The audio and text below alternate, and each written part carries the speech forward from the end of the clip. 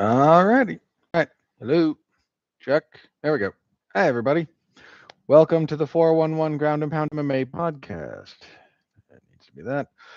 Your weekly look into the wide, wacky, wonderful world of mixed martial arts. And, ooh boy. Ooh boy, do we have a lot of. I still need a W that is like expressing calamity or disaster, and I got to pull out a thesaurus at some point and just go through it. Yeah, because we're gonna devote, I imagine, a chunk of the time here to UFC 329. We'll be reviewing it. Conor McGregor did in fact make it to the cage. Barely. Barely, I guess. I don't know. But what came out of that was ooh. Yeah, we're gonna go through all that. We're gonna go through the entire card. Because outside of the main event, I think we said it, like this is one of the rare Conor McGregor cards that's actually good top to bottom. Outside of the main event, what happened? It was actually a pretty good night. So we'll go over all of it. We will look ahead to next week because the machinery keeps turning over. The the official I think it was the official UFC account misspelled the hashtag for the next week's event in Oklahoma City because they go with just hashtag UFC and then something related to the city. So they should have gone with hashtag UFC OKC for Oklahoma City. I don't know if somebody just got auto-corrected or misspelled or what, but somebody did it hashtag UFC OCK, which y'all know what that looks like. So the UFC production team is not having a good week. Production, social media, the whole 9 yards. So we're gonna preview that card as well. Y'all know the drill as far as that goes, and small bits of news, not a whole lot that isn't specifically tied to 329. So a lot of it's going to get talked about there. Yeah. Anything you can do to interact with the product, of course, is always appreciated. Like, comment, subscribe, bell notification, sharing. Sharing's most important, I think. Let other people know what's up. Let other people you think would enjoy the show find their way to us. We appreciate you. Yeah, that is it for the boilerplate there. Let's get into this, shall we? No time like the present. Sorry about that. UFC 329 prediction wise, because we always. Let me center that a little bit better. There we go. We always start there. Prediction wise, we did good. 13-1. I had two changes. The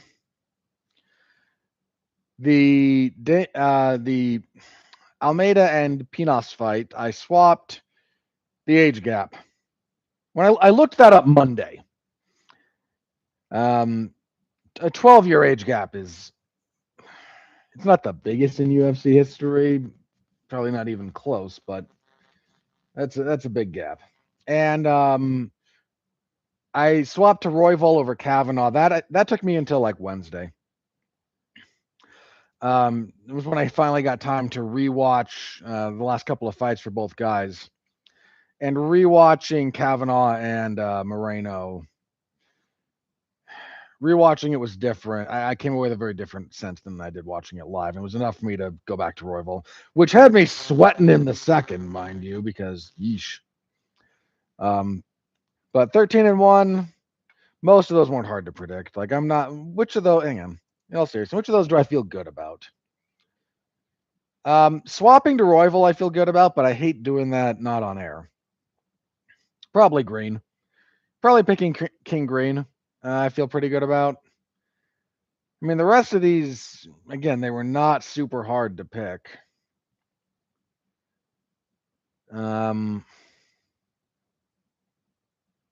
Yeah,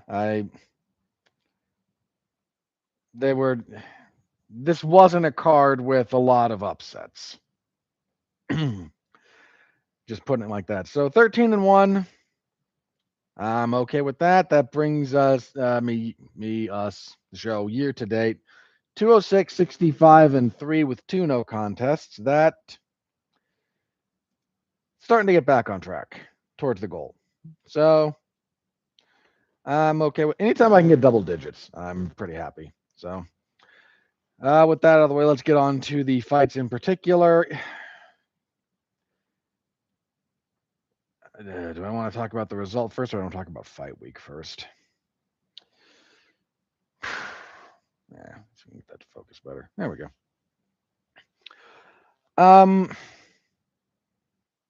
Let me do the results first, because that sort of is going to. It's not going to take a lot of time to talk about. Yeah, in your main event, Max Holloway defeats Conor McGregor via TKO 109 of the first when McGregor suffered a knee injury. Conor comes out. He comes out orthodox, actually, to throw a jumping switch kick, lands awkwardly on his right leg, and pops his knee. He slips a few more times. He winds up on bottom. Max punches him a few times, lets him up, and Conor he can't walk normally. He's limping, tries to step or switch or something, and just can't put weight on his right knee, brings it up, and the referee goes, okay, if you can't walk, you can't fight, which seems eminently reasonable to me. And yeah, it was a nothing fight. It was an absolute nothing. A damp squib, a wet fart, a nothing encounter for a fight that drove the UFC's claiming it's their highest gate. Now, how much some people have started making noise about like what ticket sales what actually constitutes ticket sales these days. And there's a large discussion to be had there, I think, about how much of event ticket pricing is secondary market, but I'm going to leave that aside for the moment. Again, that's a big discussion, which is worth having, but this is going to be a long enough episode. I don't want to take up forever with this.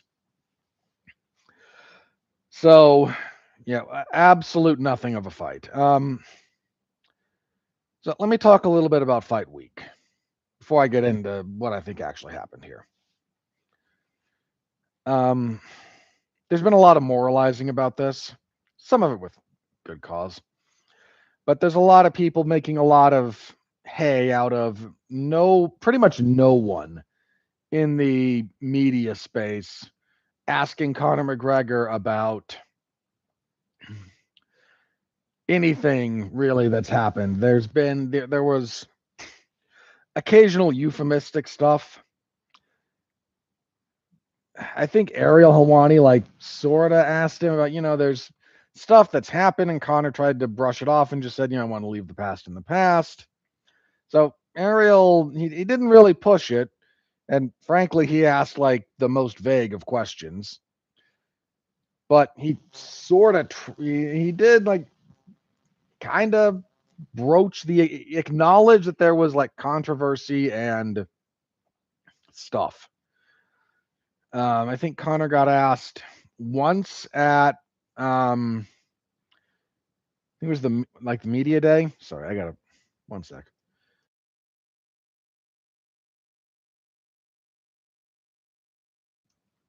Sorry about that. I had to clear my throat. Nobody needs to hear that. He got asked once about the trial, civil trial, and he said he considers himself an innocent man. But that was again, the fact that somebody asking about it at all, and then just allowing Conor to do there's nothing here. Leslie Nielsen in front of the record, there's nothing to see here, folks. Please move on. But again, that's something approximating a real question. The vast majority of it was nothing but obsequious nonsense. Now, I am not going to get up here and again moralize or grandstand, because look, I don't talk to fighters. I don't talk to almost anybody. Certainly not in a quasi-professional capacity. So I don't know what I would have done if I got told, given if I got told like, hey, you've got a 90-second, 2-minute interview with Conor McGregor, I don't know what I would have asked him. I don't interview people. That's not a thing I do. I've not given a lot of great thought to what that would look like coming from me. So I don't know what I would have done. So I'm not going to get up here and pretend that I am somehow like morally superior to everything. I am going to get up here and say the fact that the closest we got was, sorry.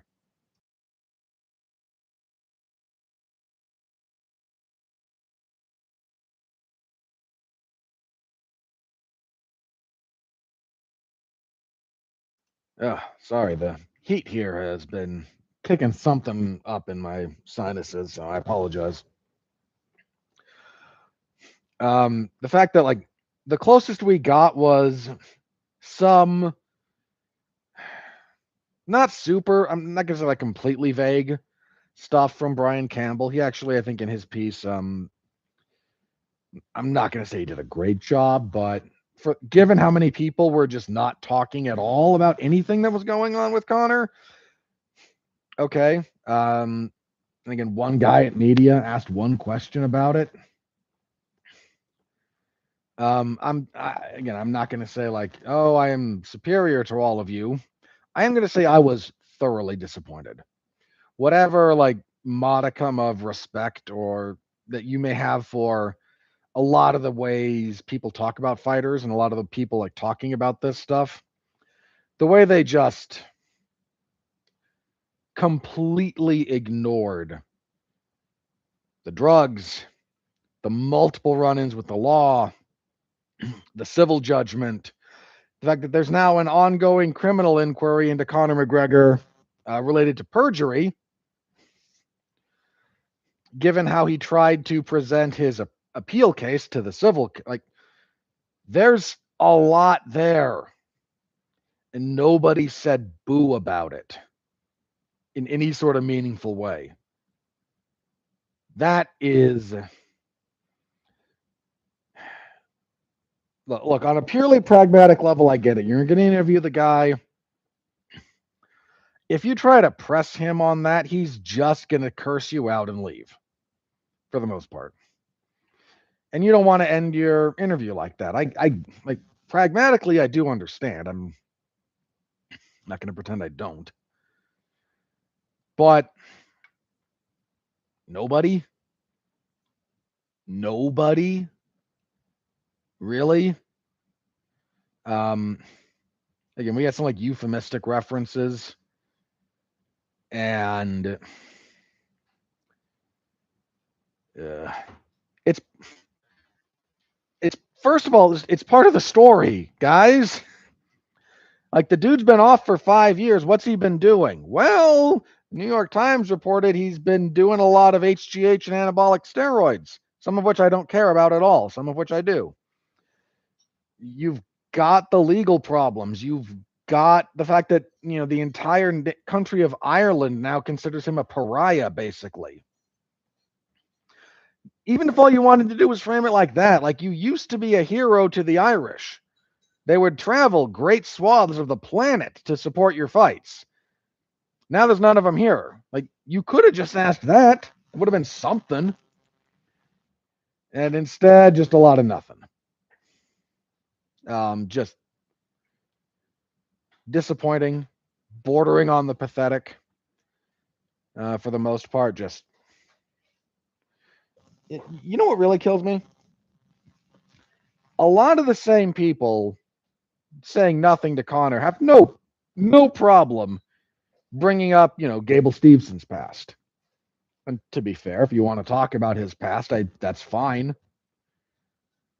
But they have same people had no problem like throwing Greg Hardy to the side of the road dead. Never mind that what Conor was found liable of and has been accused of in other instances was worse. Like I have a very dim view of domestic violence, and domestic abusers, and that's pretty much what Greg Hardy is, or the incident certainly. I couldn't speak to his current state of being. A lot of us were, a lot of people were very happy to throw him to the side of the road publicly in media. Okay, that's again, that's fine. No one has to, say anything positive about Greg Hardy. If you want to say anything to or about Conor, about worse stuff, come on, people. Like it really is the inconsistency. Like there's just so many people. Again, they're willing to kill Gable Steveson. For what happened there. And for those of you who don't know, he was pretty credibly accused of some sexual assault that he was never prosecuted for because of some of the wording of the law in question. That it's, to be fair, I understand why the law would have considerations for, okay, what does it mean if, you're both intoxicated? They've since reworded it. I think it's probably a better law, like it's better legalese right now than it used to be. But again, plenty of people happy to, talk about that. That's fine. And I'm not saying you shouldn't. I'm saying if you want to talk about, what happened with Gable Steveson, okay, you should, as the kids say, keep that same energy for dealing with Conor, who, again, can't stress this enough, repeated accusations over a longer period of time with significantly, more evidence. So, yeah, I was wildly let down. For crying out loud, the list of like Conor's run-ins with the law in various capacities is longer than my arm.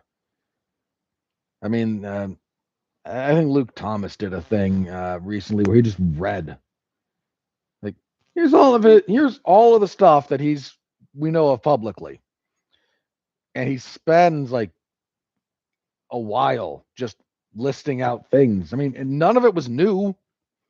Like he's listing these things off, like, yeah, I remember that, I remember that, I remember that, I remember that, I remember that. But there's like when it's just laid out straight for you, nobody wants to talk about it. Anyway, that's the media and whatnot, dude. The post-fight media, just like 50 minutes of questions about Zuffa boxing. Just, God, that was pathetic. That was genuinely a pathetic display. No. Moving on. So setting that aside. So what happened with the fight? Again, Conor comes out, throws a jumping switch kick, lands awkwardly on his right knee, injures it, and that basically ends the fight. This, of course, has brought out the conspiracy theorists. A bigger audience will do that, of course, but a bigger audience with something like this, the number of people, there are several. So let me start with, we know he suffered an injury. We don't know what it is specifically yet. That, to the best of last time I looked, which was right before we started this, no official update has been posted. The Dana White said, yeah, he tore his ACL. Considering that Dana and that group of yahoos he has like around the ringside physicians also said that Alexandre Pantoja injured his shoulder, not his elbow, I don't trust what those people say anymore. Could be very clear, but I'm not going to take their word for anything. Dana White could tell me the sky was blue. I'd have to go double check. So, but that said, wouldn't shock me if it was the people who make a little bit of hay out of reacting to fight injuries. I'm not even mad at them for doing that, by the way. Like Brian Sutterer, I think I saw the Jeff Cavalier had a reaction to this one. Like there's some people who do this, and that's fine. They have expertise, and the good ones don't say, "Well, this is what happened." Like this is what it looks like. These are the possible results. Um, so one of those was a bit more likely a meniscus tear, probably some ACL damage, but maybe not a full on tear break. It could have been one of the else. It could have been one of the lateral ones instead of the ACL. It's not. It wouldn't be the PCL because the PCL doesn't stabilize that kind of motion. So there's theories. We'll have to wait and see what again, a more specific diagnosis, if that is to be forthcoming publicly. So some of this is hard to parse until we know specifically what it is. Let me just posit the a couple of things here. If it's just a meniscus tear, that's going to depend a little bit on the specific location and how bad it is. Some meniscus tears are not that bad. I mean, it's never great, but some of them, it's okay. We go in, quick little orthoscopic procedure, remove the damaged meniscus, and you can rehab it and be back to mostly going, especially if you got like a decent knee brace. And 6 weeks, give or take. Again, and then there are the very complicated ones. It might even be 6 weeks, might be more like 60 days or something. But some of them are not that big a deal, all things considered. In the grand spectrum of knee injuries, certain meniscus tears are just not that serious relative to other knee injuries. Again, not pleasant, but not the end of the world. And again, some meniscus tears, depending on where they are, they can be significantly more complicated and stubborn. So there's a wide spectrum there. If this is an ACL, that's going to be a year, almost certainly. Dude, Conor's going to be 38, I think, on Tuesday. And if he has to sit out a year doing knee rehab, I don't know, man. Look, part of the reason Conor took this fight is he wants out of his deal. He's ready to be done with the UFC. The UFC is just not going to let him go until he is of literally no value to them or he gets out from them legally. He's had 2 fights on his deal forever, basically. He's now got 1. And we'll just have to see what happens. Now, again, this could be, you could have torn meniscus and just strained or, otherwise damaged an ACL. There's until we get a more specific diagnosis, there's no way to be sure. This could be not a huge deal time-wise. I mean, obviously, it's a terrible deal for him outcome-wise, which I'll get to in a second. But like purely medically, meniscus tears versus ACL tears, like we're looking at, if you're going to have to deal with a knee injury, like a meniscus tear, I think is probably maybe the lowest level of knee injury that would require surgical intervention. Still not pleasant, but if you ask, come to me, would you rather have a torn meniscus or a torn ACL? That is not a choice, people. That's a very easy decision. Fine, tear my meniscus.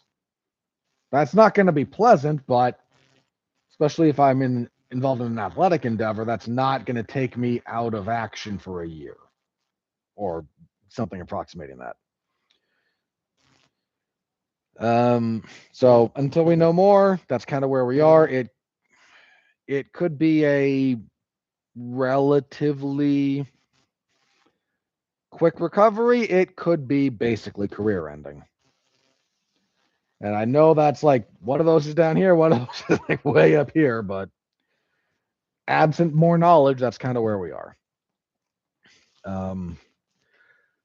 So, yeah, that's sort of where we are there. Now, again, this brought out a lot of people doing well, he must have come into this fight hiding an injury, and Dana White had the weirdest reaction to that. Like, post-fight presser, he walks off, walks back on, and says, "Oh, by the way, all of his, pre-fight all the pre-fight stuff from my social medias that I've posted has like 80 million views," putting himself over.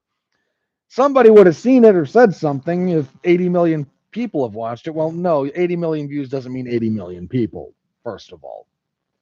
Second of all, no, he could be hiding it, or you could be dealing with a lot of people that don't know what to look for. He was throwing that same jumping kick when warming up, threw it twice on camera, and then very obviously stopped and kind of reset after the second one. So Conor, for whatever this is worth, has completely denied coming into the fight injured. Take that for whatever it's worth. Again, I leave that up to you, how much value you want to give his word, but it does need to be said.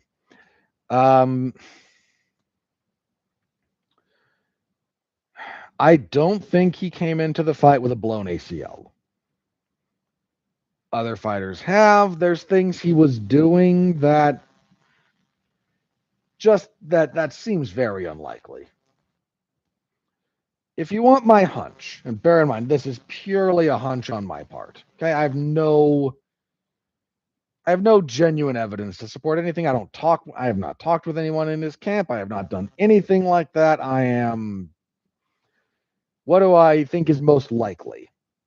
I think there are two most likely scenarios. One is he's almost 40, wildly overstepped his bounds physically, has spent a lot of time getting drunk and high and abusing, performance enhancing drugs, and all that messes with your body. Then he tried a very athletic maneuver, executed it badly, and his body fell apart. Again, he's coming up on 40. I am 40. That's not uncommon. Look, I'm not in bad shape. I don't, throw my back out picking up a laundry basket, but younger me could have lifted with my back, and older me knows better. So it could just be that his body fell apart. He executed a poorly advised technique. All things considered, it went badly. It happens. That's possible. My hunch, and if you're like, what do I think is most likely? He probably tweaked his knee a while ago. And bear in mind, when I say a while ago, I don't mean fight week. I mean a while ago. He tweaked it, and he trained through it and around it, which you can do. If we're talking 6 weeks ago, oh, I tweaked my knee. Okay. We're going to, you train with a brace or some kind of support. You do some you can do physical therapy stuff. And if it's not an immediately serious injury, you see if it gets worse. And if it doesn't get worse, you keep going. That's very, very common. So again, I think it's also, this is maybe statistically likely. He tweaked it a while ago, not badly tweaked. He worked around it, rehabbed it, felt it was fine, and then it wasn't fine.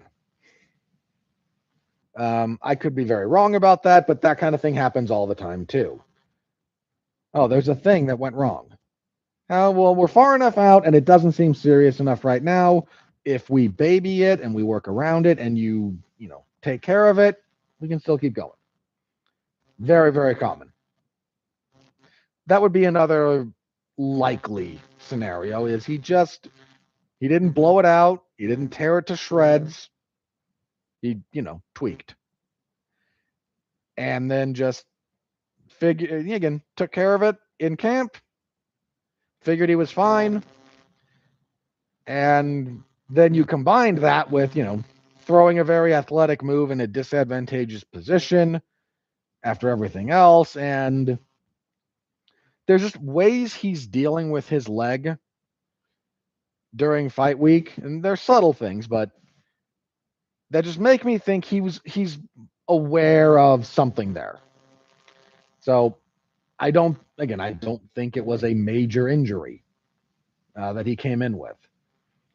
I think he may have, been very cognizant of his leg, which may just be overcompensating for the fact that the left one has a titanium rod down the middle of it. Who knows?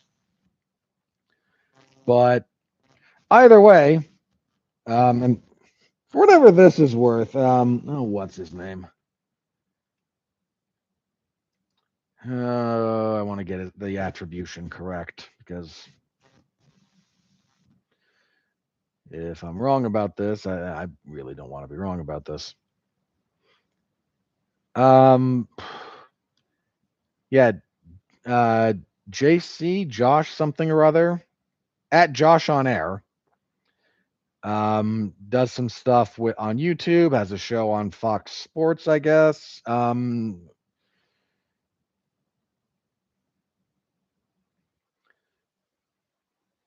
And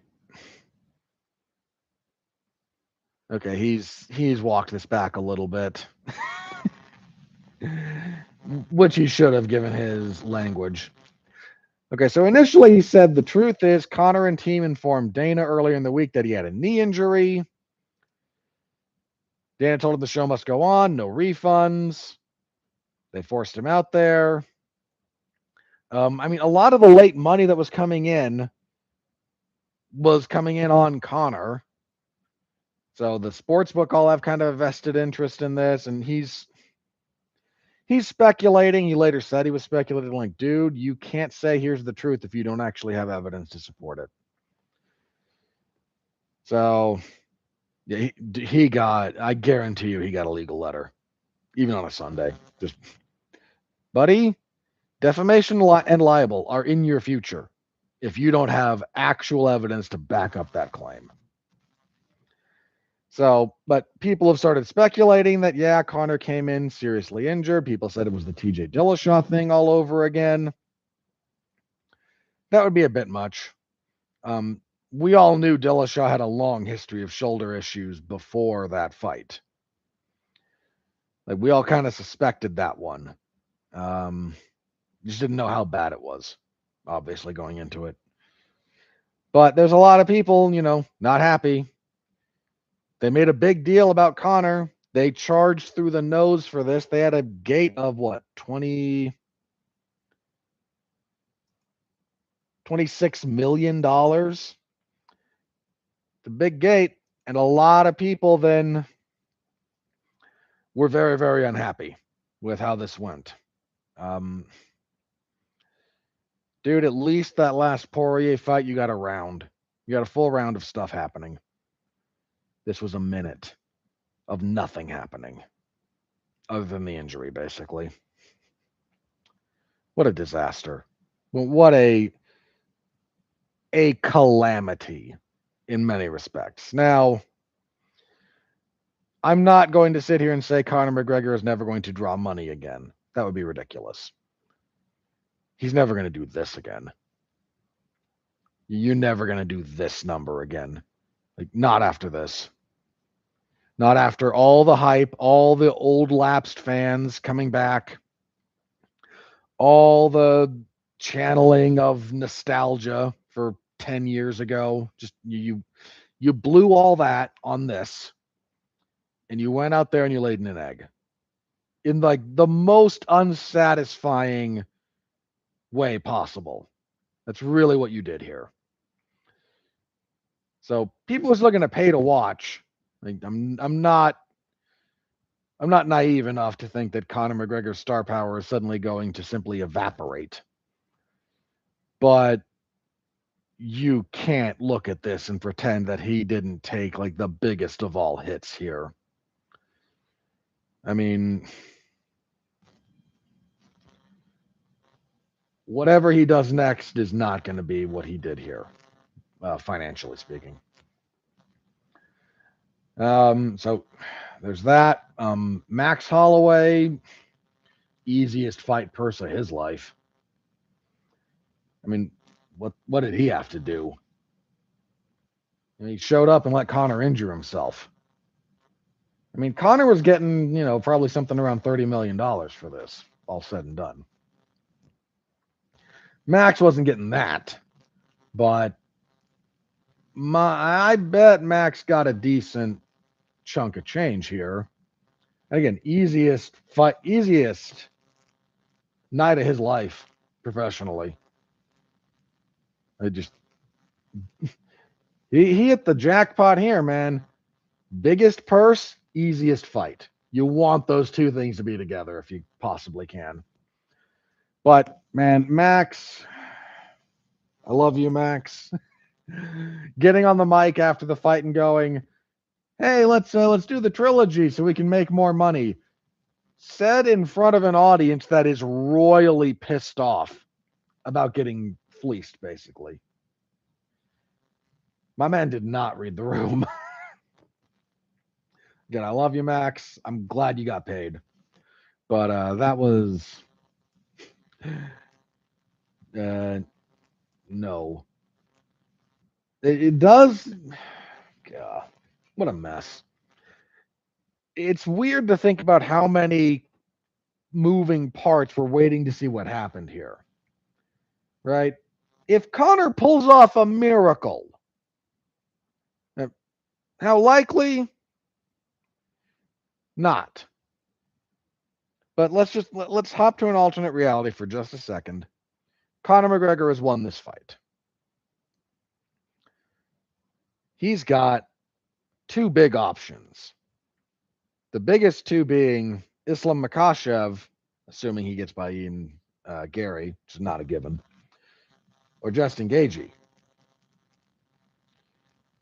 I'm fairly certain a big part of the reason Gaethje didn't just hang up the gloves at the White House was, you're not, with that belt, you are not out of the Conor McGregor sweepstakes. And that's an option worth considering. That's off the table.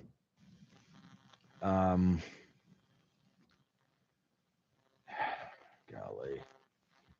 I don't know what Max is going to do. If he's serious about the trilogy, Max might just sit out.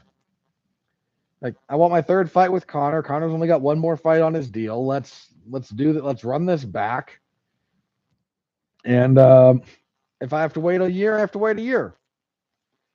Why would I do something other than cash that particular lottery ticket? Right? So, and dude, what else is Max going to do? I mean, I'm not saying there's no fights for him. That would be silly. Max is great. I love watching Max fight. But unless he's going to get a lightweight title shot at Justin Gaethje, like, he's not going to stick around welterweight. He's going to go back to 155, where he's already lost decisively to Oliveira. Yeah, he knocked out Gaethje. So are you going to throw him back into that title picture off of this?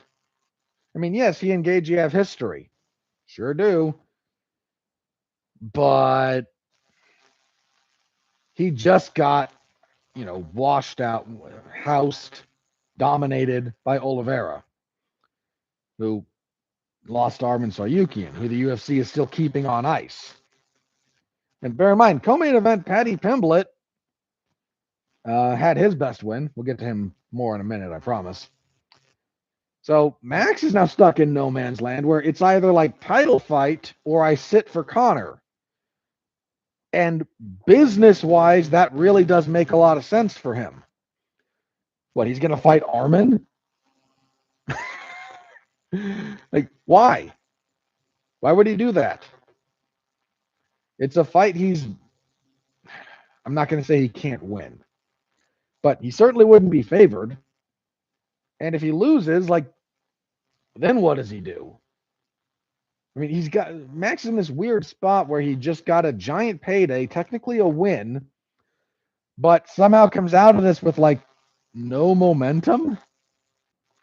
Um, so that's where Max is. He might sit and go, I want we'll see if Conor wants the trilogy, but he might wait. And frankly, who could, again, purely business wise, this is the fight business. You're here to make money. A third fight with Conor is still the biggest thing he could do. So, I don't know, man. There were a lot of things waiting to see how this played out. And the way it played out actually provides very little clarity for the most part.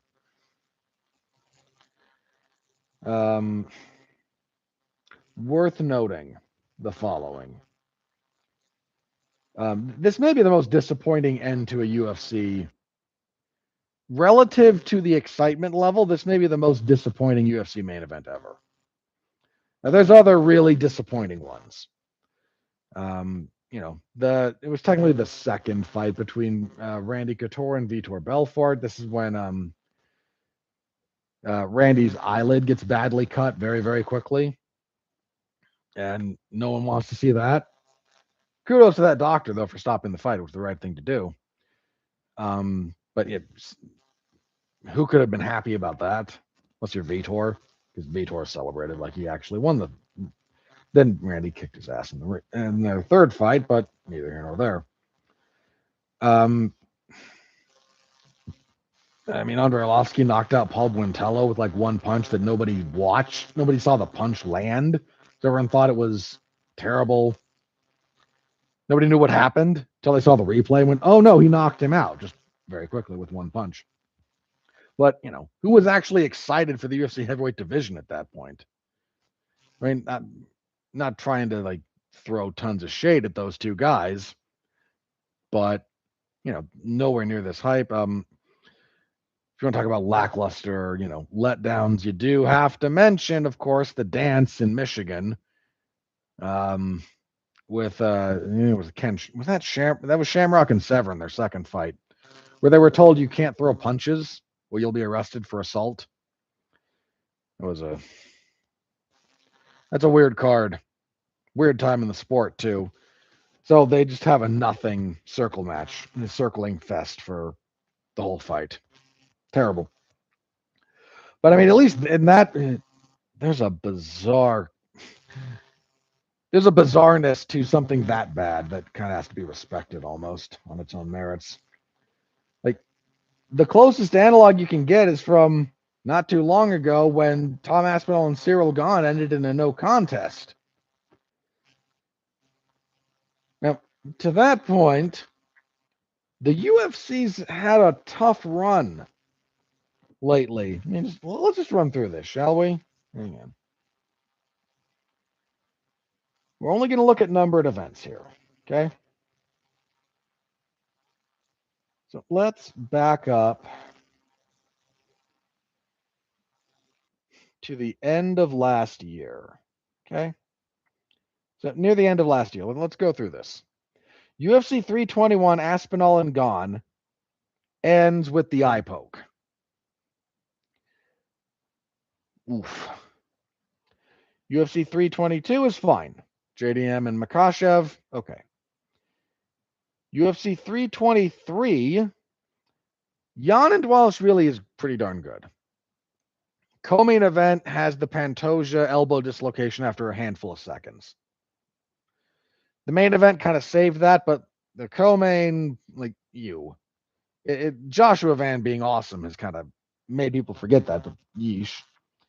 UFC 324, yeah, Gagey Pimblets of fun, sloppy fight, but it's an interim title fight to kick off the Paramount era. UFC 325 is an utterly pointless rematch between Volk and Lopez. Utterly pointless. UFC 326 is the very, very lackluster fight between Holloway and Oliveira. UFC 327, Carlos Ulberg blows out his knee, still knocks out Yuri Prochazka. Now the UFC light heavyweight title is on ice, while your new champion is out of action for a year. And UFC 328, Khamzat Chimaev loses to Sean Strickland. I don't think the UFC may not love Sean Strickland having a big old microphone, but like they still were like kind of trying to build something with Chimaev, and he lost. White House card, Pereira and Topuria lose. The Pereira one, I think, is probably a bigger hit overall because, I mean, look, we've all seen just so much of Cyril gone. Topuria losing is not great for them, but you got the epic moment out of it and a great fight. So, but you still like lost something you were kind of trying to build with. I mean, I love Justin Gaethje. He's one of my favorite fighters to watch. Him and like Jim Miller throw on a random fight from any of them, and I'm just happy to watch. But let's not pretend that Justin Gaethje has like a big career in front of him. He doesn't. He achieved this tremendous thing, but at the expense of a guy the UFC could like build around for a few years still. For a guy who, a couple of more maybe. And then this one, we had like the most disappointing finish to main event, especially relative to hype, maybe ever. Again, it's not that is devoid of, things the UFC can work with. But man, that's what, 9 months of major events. And a lot of those have something attached. They've got an asterisk. They've got a weirdness. There's a lot of that. So, yeah, that's been a trend recently. I saw someone point that out and kind of went,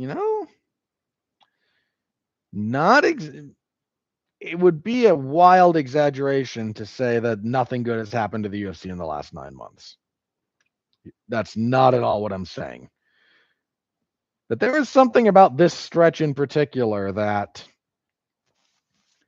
I think a lot of apple carts have been upset. Some in the way that it's okay. But all taken together, it's just been weird. It's just been weird. So I don't know what anyone does from here. Again, I don't know until we have an actual like diagnosis and prognosis for Conor. We don't know what's up with that, which is going to directly inform what Max may or may not do. And yeah, a terrible way to end what had been up to that point a good card. All right, that's a while talking just about that. So gonna move on unless someone has a serious question or comment they want to leave. Please feel free to leave them in the live chat if you happen to be watching live. I'm happy to interact with you as long as you have something more than a long string of insults or obscenity. Please don't do that. That just makes my life more difficult. All right, co-main event, pretty much the opposite in some respects of the main card. Paddy Pimblett defeats Benoit Saint-Denis. It's listed as a Peruvian necktie on Wiki. It's not a Peruvian necktie. Technical submission, chokes BSD completely out in 52 seconds. This is not a Peruvian necktie. A Peruvian necktie requires getting off to the side. This is more like so Charles Oliveira, this is years ago at featherweight of all places. He hit Hatsu Hioki with grabbed an anaconda grip. So started at the neck, came around, grabbed here. And then he sat back and got his legs up and over Hioki's shoulders. And that is, you ain't getting out of that. It's a nasty submission. This was that same thing, but with a Darce grip instead of an Anaconda grip. If you want to know the difference, the choking arm. So your choking arm, if it starts at the neck, and so if this arm is trapped, if your choking arm starts here and goes across and you grab on this side, the choking arm starting at the neck is an Anaconda.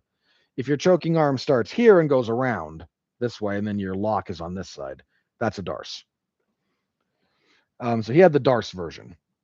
The only difference there is there's minutia about how you have to finish them differently. Because they're similar, but if you try to finish an Anaconda the same way you finish a Darce, you're not quite going to do it, and vice versa. On people who know what they're doing. I mean, doesn't really matter. So he had the Darce version of that, given how his grip was. And it's, dude, you get caught up like that, you ain't going anywhere. Benoit Saint-Denis just has no fighting intelligence. He has a lot of fighting heart, and he hits hard, and he is not afraid of the fight. And that's all well and good. But he comes out, he lands a couple of punches, nothing, nothing earth-shattering, but he lands, throws a high kick that's blocked, and then immediately shoots.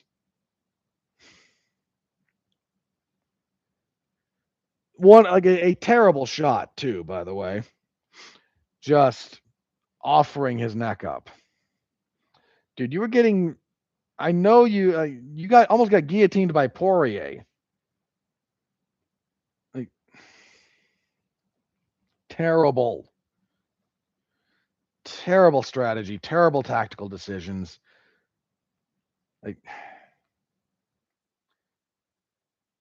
If Benoit Saint-Denis doesn't start taking the tactical and the decision-making side of this sport seriously, this is the best he's going to do.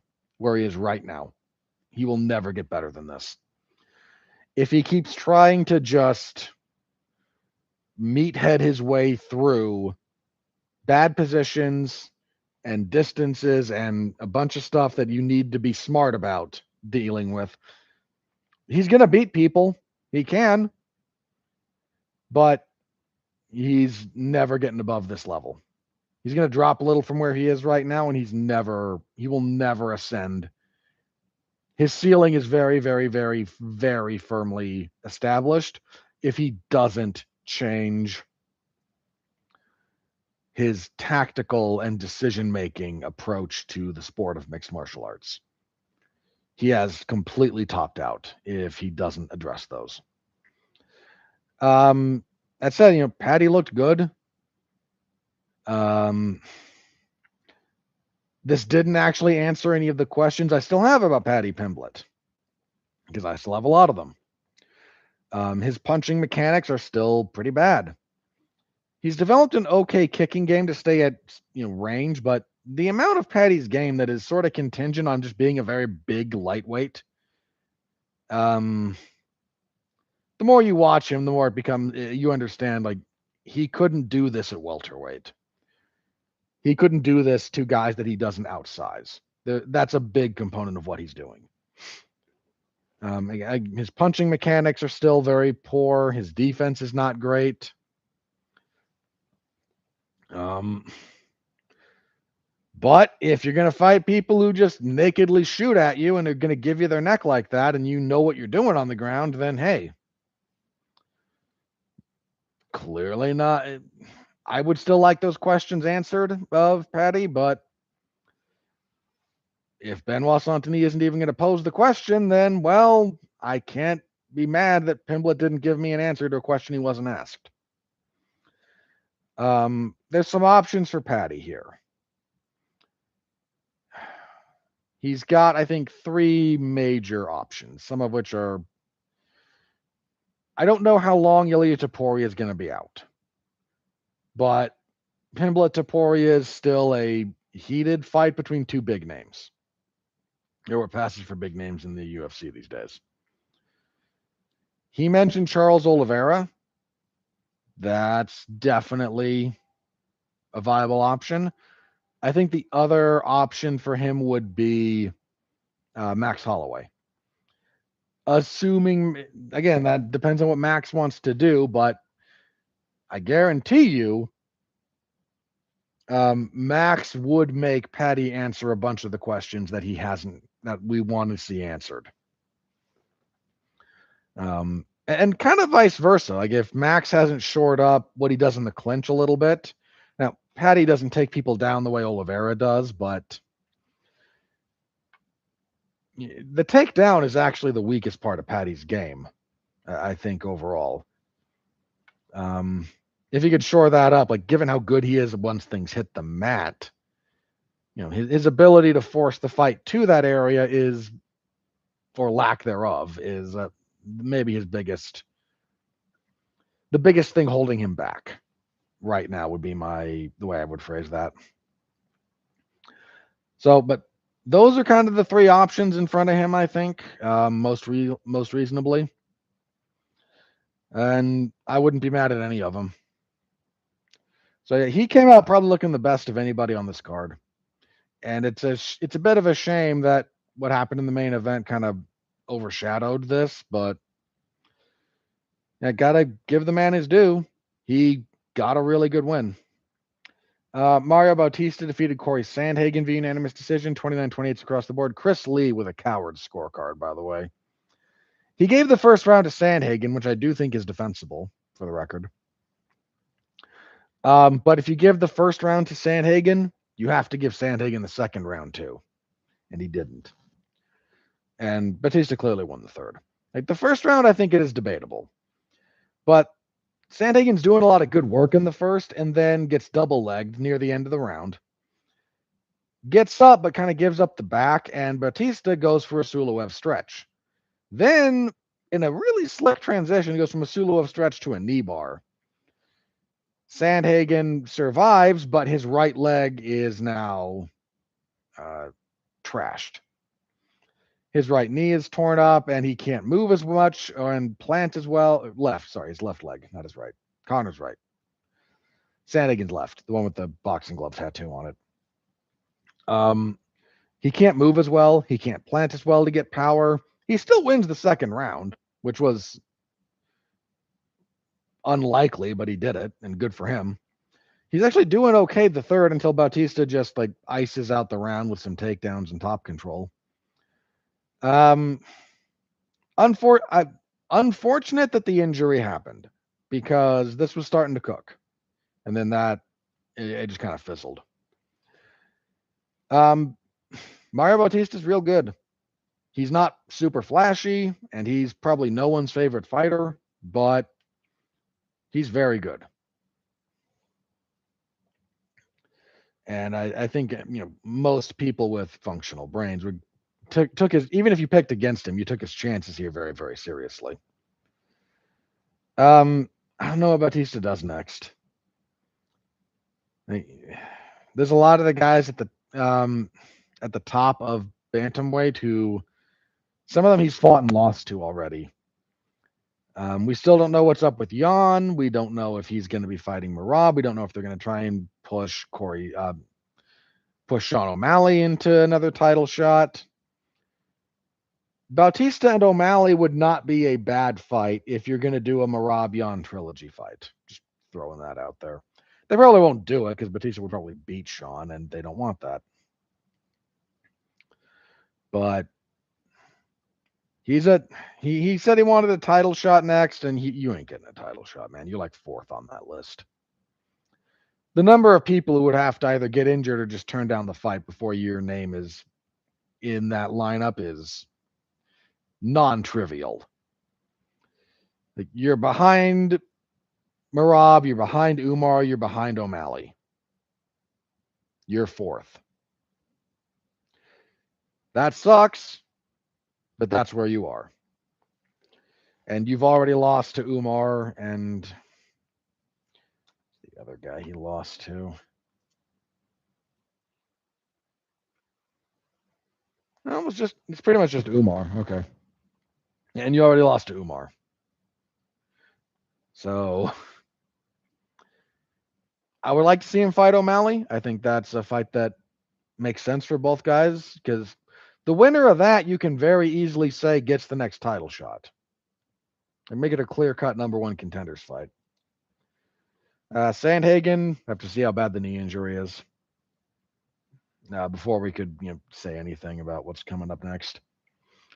Flyweights up next. This was your fight of the night, deservedly so. Brandon Royval beats Lonnie Kavanaugh via rear naked choke, 340 of the third. Brandon Royval is maybe never going to get the flowers he deserves. That dude is never in a bad fight. He is action oriented.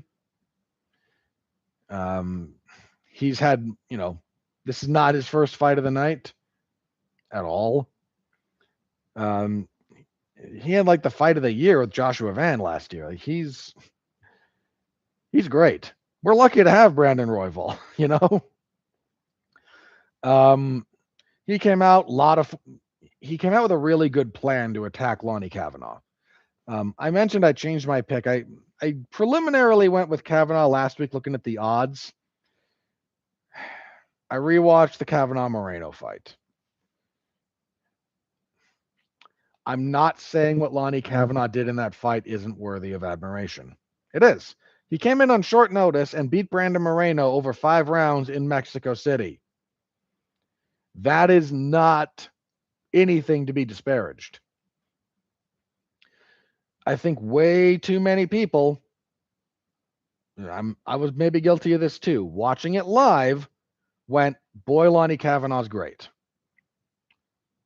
and didn't look enough at Brandon Moreno. When I rewatched this fight, I watched Brandon Moreno. It is not possible to look at that fight and go, Brandon Moreno is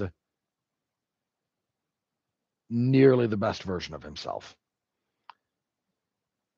Rewatching that fight, I again watched Moreno and went, man, you're kind of washed. And when you put what Lonnie Kavanaugh did in that fight in the context of washed Brandon Moreno instead of like full of piss and vinegar, one of the best flyweights in the world, Brandon Moreno, it just gives you a different perspective on how he matches up with Brandon Royval. Not that Lonnie Kavanaugh isn't good. He's good. But he fought a guy in Moreno who was willing to just accommodate how Lonnie Kavanaugh wants to fight because Brandon Moreno, he's a little bit past it, more than a little bit. Brandon Royval isn't. And Brandon Royval was not going to let Lonnie Kavanaugh just settle in and we'll just go tit for tat at range. That's not how Royval fights. And it led Royval to a really good first round. A lot of pressure. Kept Kavanaugh he jabbed Kavanaugh a lot. Kavanaugh likes to, again, kind of go sniping tit for tat at range. That's really what he likes to do. He struggled a bit with the range here because Royval was either this far out of range where he could hit Kavanaugh and Kavanaugh couldn't quite reach him, or he was pressuring close enough that we were going to trade, and firefighting with Brandon Royval is a bad idea. He was able to manage and mitigate a lot of that distance very, very well in the first round. Second round, he gets a little overzealous and gets dropped with a counter right hand because Lonnie Kavanaugh is very good. Kavanaugh wins that round, but I mean, between rounds, this is one of the crazy things. Like between rounds, Royval's corner, Royval gets back to the corner, like, hey, kind of what happened there. Corner told him, like, you got a little overzealous. You walked into a pull counter too. Don't do that again. And I mean, Royval trains with a really good camp who told him what he needed to hear. Third round, he just gets back to doing what he was doing. They get into a bit of a dog fight again because Lonnie Kavanaugh's happy to fight. I saw, who was it? Was it Zach? It might have been Zach Paunga. I saw a talk about this. Like, when you're, pardon the vernacular, but if you got that dog in you, when it starts barking, you want to go. The problem is if you try to outdog a guy who doesn't get outdogged, your skills fall apart a little bit under those circumstances, and then you wind up in the worst position. Lonnie Kavanaugh, not afraid to fight at all. But in engaging in the kind of fight that he did, especially throughout the third round, you're giving that fight to Brandon Royval because he's better at that kind of a fight than you are. But your natural instinct and a bit of your ego won't really let you disengage from it. And then Royval got him down, got his back, took a little bit getting the choke, but some really nice hand fighting from him to mechanically get it there. Good win for Brandon Royval. Again, fight of the night. Good fight. Really good fight. Lonnie Kavanaugh is a good fighter. The switch of my pick here was largely just rewatching that Moreno fight and knowing that Brandon Royval was never going to try and fight Lonnie Kavanaugh the way that Lonnie Kavanaugh likes to fight. And Lonnie Kavanaugh not fighting the way he likes to fight is where things get a little dicier for him. He's plenty young. I'm not saying that he's done. This is a thing that can easily be addressed. Easily, maybe a bit strong, but like it's a clear thing to be addressed. But Royval is just a tough matchup for him because Royval doesn't let you fight the way you want to fight, as a general rule. After the fight, Royval called out Asu Almabayev. It's one of the few other top flyweights that he hasn't faced yet. Very reasonable call out. Good on you, sir. Very few people calling out Almabayev, by the way. Yeah, good call out. Good fight. I completely agree with this being fight of the night. And kicking off the main card, King Green, TKO's Terrence McKinney, 4:59 of the first round. Beautiful right hand to the right side of the body, so right hand to the liver, which isn't normally where it goes, just mechanically, but the angle, he got him there. Early on, this is a rough fight for old King Green. He's doing okay. It's not. A lot of people I saw reacted like, "Oh, Terrence McKinney kind of beat the crap out of out of King Green for the first, 2.5 minutes." That's a bit exaggerated. He was winning it. Don't mistake me. He was winning it. He was landing the better punches. But it's not like he was having target practice out there. He was getting hit. And he eventually, kind of hurts Green, gets on top of him. But the way Terrence McKinney fights, man. Back half of that first round is just his mortal enemy. Green escapes the back mount, lands a couple of nasty front kicks to the body that hurt McKinney, and then the right hand to the body that drops him. Nice. It is really, dude. King Green has been around forever. I mean, forever. It's really nice to see him get his flowers the last little bit. To see him, like, the fans kind of embrace him because he's been doing this for a long time with some real ups and some real downs. And he's not going to make a title run at this point, respectfully. But he's getting the love that he should have been getting for a while. I mean, I remember when he was hood style. Like, he said he wants to fight on the there's an upcoming card in Los Angeles or somewhere in Southern California. I think it's LA. He's a Southern California guy. Makes sense. Dan Hooker said he'd like to have that fight. That's easy, guys. King Green, Dan Hooker. Yes, please. Don't overcomplicate that one. Terrence McKinney, man, he kind of just is who he is. And can't even be all that mad at him because you're never going to miss a Terrence McKinney fight. He is a wonderful TV fighter for exactly that reason. Still no bonuses for Terrence McKinney. Yeah, again, this was not fight of the night. And I think Green did get one, though. Right? Yeah. Anyway, that was your main card.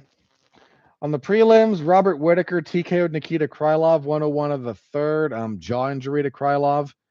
Apparently not broken, was the last thing I heard. It wasn't. I'd have to double check that. But there's other injuries to the jaw besides a broken jaw, for the record. Whittaker at 205. Joe Rogan was killing him for looking fat, which there's not nothing to that criticism. Whittaker, I don't think really bulked up appropriately for 205. If you look at where he's carrying the weight, sort of, but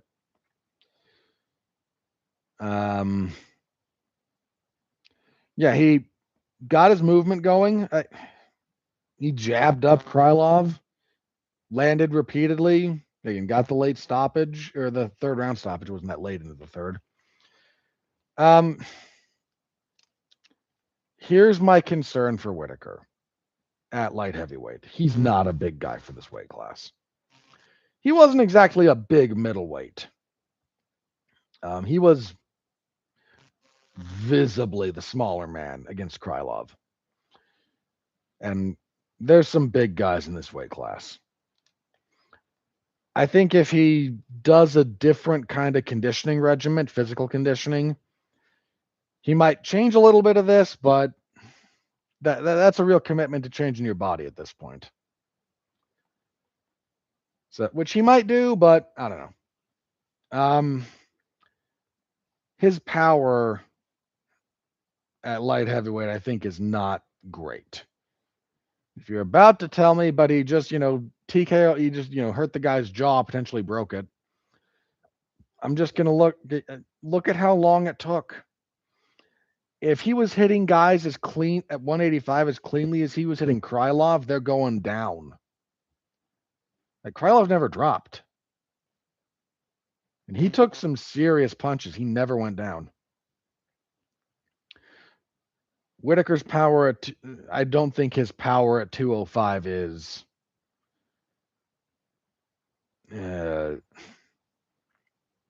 like big. I think his technique is going to carry him along. I mean, a lot of the people like in the build up to this went, Whittaker's not the right size for this weight class. And what's he going to do the first time he gets introduced to a real hard, jab? That's true. But who at light heavyweight has a good jab?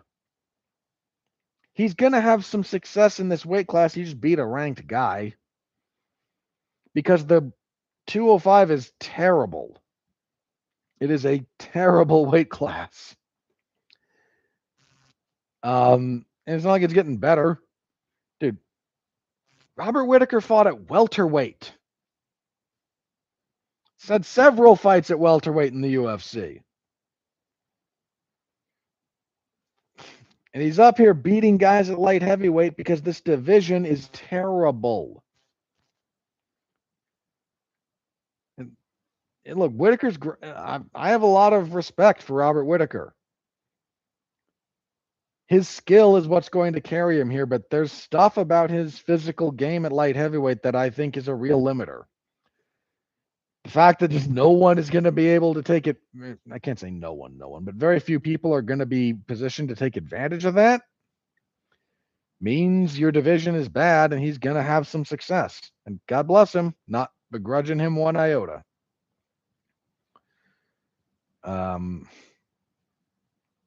Like he's one of the people now who I think has TKOs in 3 different weight classes. Because he stopped people at welterweight, he stopped people at middleweight, and he stopped people at light heavyweight now. Good on him. But the division is just bad. It's just a bad weight class. And because it's, I don't know that I would favor him over Paulo Costa at light heavyweight. And didn't he beat Costa at middleweight? I feel like they fought.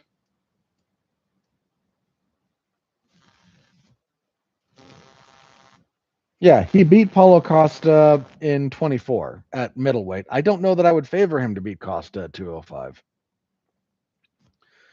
I mean, there's a lot of other guys I would favor him to beat, but he's going to wind up fighting, I don't know who. But he said he's not retiring. He wants to really, try his hand at light heavyweight. Dude, I'm not going to say one bad thing about Bobby Knuckles. I think I have some like overall concerns about how high he can achieve in this weight class for a number of reasons, but the weight class is not in a good spot. So if you're going to try and make a push for it at this point in your career and it's not like he's trying to run through a murderer's row of talented killers. Just going to put it like that. Next up, heavyweight Gable Steveson defeated Elisha Ellison via knockout, knees, punches, and whatnot. 231 to the first. Okay, a couple of things here. Gable Steveson is a ridiculous athlete for a man his size, of his dimensions. Ellison faked a takedown. Steveson sprawled real hard and got back up before Ellison could he faked, sprawl back up almost before Ellison faked and got back here to do anything about it. Just absurd. He's got pretty good accuracy with his punches. He's got a real commitment to offense. I like the way he was throwing knees and elbows in the clinch. He had at range, you can see the John Jones influence, the way he was kicking.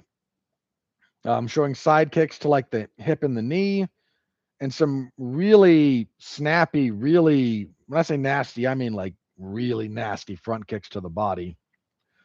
One of them that kind of went low that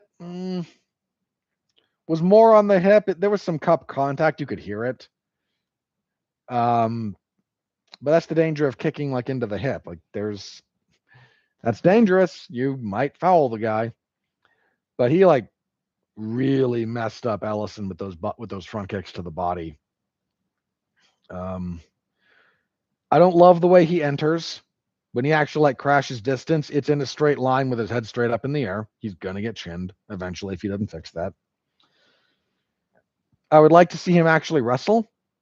He sort of tried one shot. He said one of the things he said after the fight was, wait till you actually see me shoot. You kind of did. In fairness, if what he did to Ellison was half of his shot, he's not kidding. Wait till you see the real thing. Because he kind of showed it and got backed off by a front headlock attack, which is, dude, if the ninja choke is a real nice threat against someone who pushes real hard into the center of your chest like that. So Ellison was, clearly ready he had at least an idea of what he was going to do under those circumstances. But if Steveson is just that was half a shot, only faked, dude, your faked shot was halfway to being a real takedown. Dude. I would like to see him actually wrestle because that's what he's best at. He's still green. There's still a lot of work to be done there, but there are definitely signs of bright spots from this. He's working with John Jones. John has the most remarkable fight IQ I've ever seen. There's a lot of stories that come out about him being the only guy at Jackson Wink who was better at breaking down tape than Greg Jackson, which is a heck of a thing because Jackson is a real tactician. That said, having that knowledge and being able to actually impart it is a different skill set. Just because someone knows what they're doing doesn't mean they know how to teach it. Those are actually two different things. But if John is serious about being a coach, and he develops the skills, Because if he can actually communicate his knowledge and his decision making and his tactical analysis and whatnot, he would be one of the best minds to actually like learn from purely the sport of MMA if he's able to articulate and convey it. Because understanding it up here and understanding it, on a when you're real good, and John is, the best, your understanding is as much instinctual as it is intellectual. And conveying your instinctual understanding to other people is very difficult because it's reflexive for you. And you have to like actually be able to go through the steps and talk with and convey to another person so in a way they understand what's going on there. That is not easy. So we'll see. Again, we kind of have to wait and see what's up with that. But you can see some of the influence. He had some of John's weapons. Not all of them, but he had some good ones. So cause for optimism in the heavyweight division. I don't need to see him rushed. This is his like fourth or fifth fight. He's very green. You have several journeyman heavyweights on roster. Let him bulldoze them. And I said this same kind of thing I said about Hokett. I'm going to say it about Stevenson in terms of career trajectory. We don't need to rush. Give the dude 3 or 4, not for long to say squash matches. This kind of was. But when you're this green getting into the UFC, you don't need to speed run to the top. Like, take your time. You have time. You're young. You're good. You don't need to rush this. Take a few fights that are just, I'm not going to, again, not gimmies, but you don't need to escalate all that quickly. Take your time. Follow the Cain Velasquez blueprint. The early UFC career of Cain Velasquez is very well managed. He comes in green because he was not, people kept pulling out of fights with him on the regional scene. And his first first like 3-4 fights in the UFC, he's not fighting very good guys. They let that come along. Do that here with these two guys. I don't need them rocketed. I mean, Hokett's kind of forcing the issue. I don't need it with Stevenson. Like, let the dude develop. It's not necessary to throw him into ranked opposition. Like, I know heavyweight's not great, but rushing this stuff will not help. Let it mature, let it develop. Bantamweight next, Adrian Yanez defeats Cody Garbrandt via TKO punches, 247 of the first. Fun little fight for as long as it lasted. Garbrandt's washed. I think the big thing here, when they were just kind of boxing, Garbrandt had some success. These guys both landed on each other. Garbrandt does have a pattern, though, especially if he wants to close distance. He's quick, but he tends to close distance the same way. A lot of other guys in the past have just kind of gotten out of the way. They either don't get out of the way and get murked, or they get out of the way and just reset because they don't want to deal with quick close of distance, quick flurry of punches, and close from a guy with fast, powerful hands. And let's just not. Yanez took a different approach. Like, oh, he does the same kind of entry. It's not every time, but this is a consistent thing he does. I'm going to intercept him. And he did repeatedly. And then finally really hurt him and finished him off with punches in the clinch.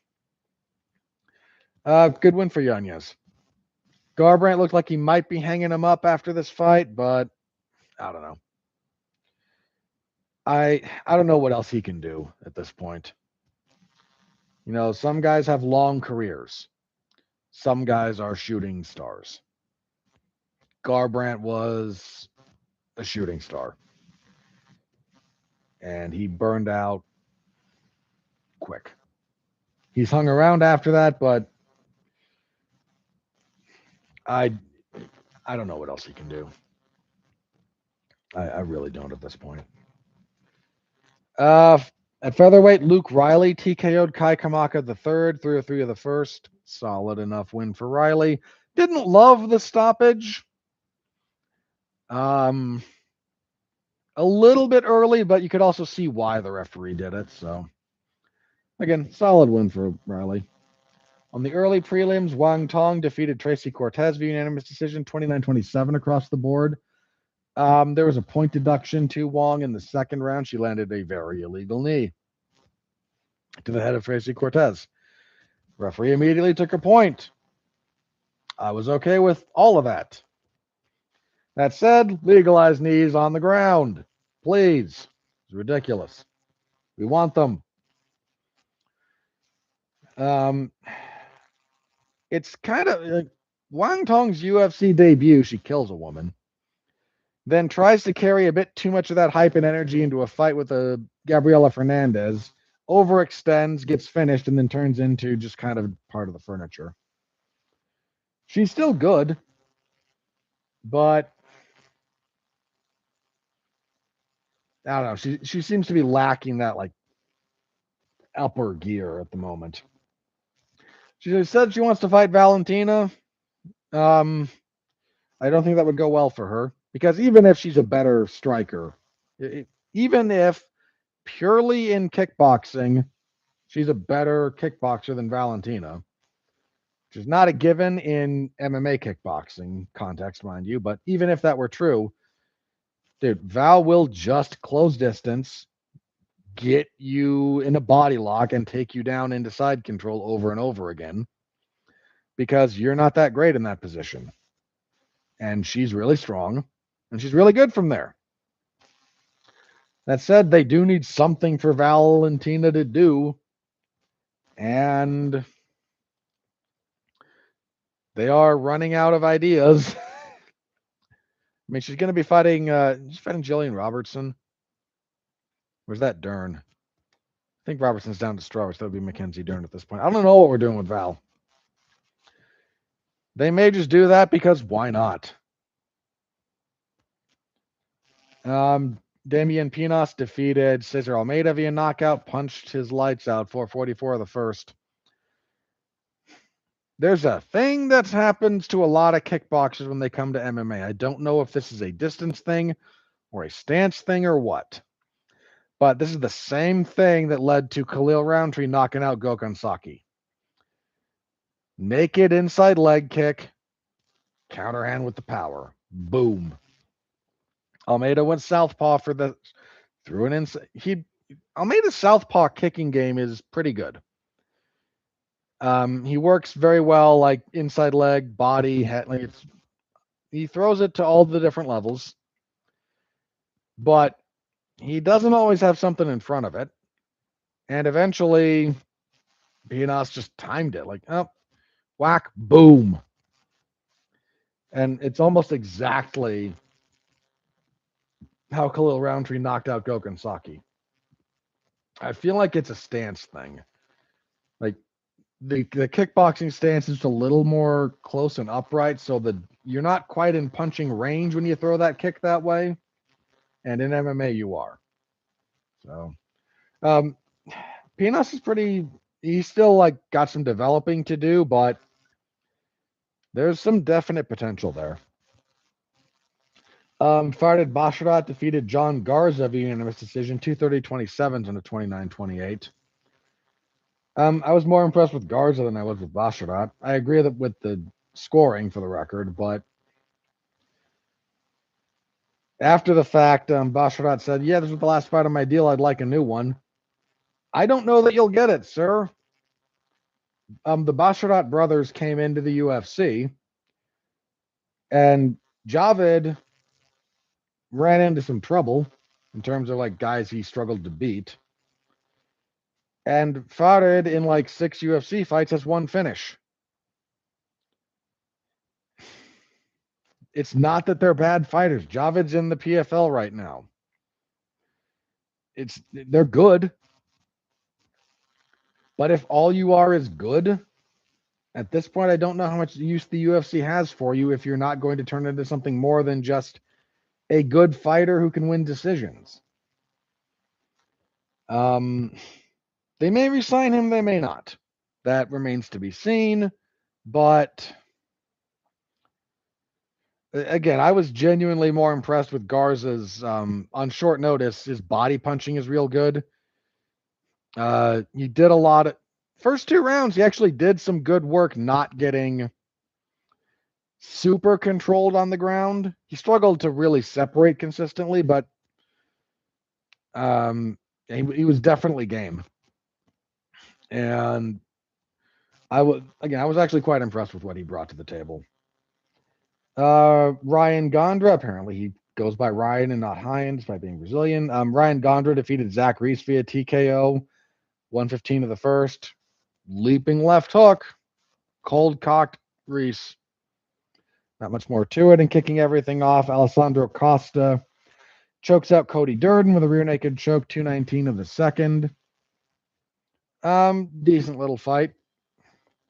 Durden, dude, Cody Durden's whole thing is just fighting a lot. And Costa got a solid performance here. And that was UFC 329. Bonuses, I mentioned already, fight of the night was Royval versus Kavanaugh, completely deserved. Performances went to Paddy Pimblett and King Green. You were spoiled for choice, and I am not going to argue with that one. Those were, you could have gone a lot of ways and would have been perfectly justified doing so. I'm not going to complain about this. For the record, this tied most finishes in a single event with 11. So there's that. And again, it had the biggest gate in UFC history with 26.4 million. So yeah, last couple of notes on this event. The UFC tried to do the boxing thing where they just show random famous people in the crowd with iffy results. They also, the UFC tries to put, names under the people they show, which would be okay if you got those right. They listed Shakur Stevenson as a basketball player from Oklahoma City. I can't remember his name. Forgive me. Zuffa Boxing just paid a bunch of money to get Shakur under their umbrella, and you don't even have his name right on the graphic. We actually got a somewhat classic Dana White rant at the post-fight press where he went off about this. Like, how is it that we built a giant apparatus on the White House lawn, had all that, looked great, and we navigated all the production hurdles of that. We get here and we can't list people's names under them. I mean, by his own, like Dana White he said, we're the worst at this. How are we the worst at this? And apparently the production team was like, well, the World Cup's going on and they don't even put names under people. They just show random famous people in the crowd. And Dana White said, that would be better than what we're doing it wrong. It's more, they listed Terrence Crawford as the wrong guy a while back. They did it with Shakur Stevenson. Here, it's an ongoing thing. They are not good at this. I don't know why they try to do this. I mean, I do know, but don't do this. If you're not confident in showing the names under somebody, don't. Just show the people that you want to show if you want to show anyone. So it was amusing, and we actually got Dana White having a bit of a classic ranty moment. We haven't seen a lot of those lately. He has to be actually engaged and care about what's going on to rant, and that I think he was deeply embarrassed about. Okay, come on. Just talked about that, so let me get that off my agenda here. All right, full report is in the MMA zone of 411mania.com. Go stop by, say hello. I always appreciate it. Y'all know the drill over there. Thank you very much. All right, that took a while. Let's move on.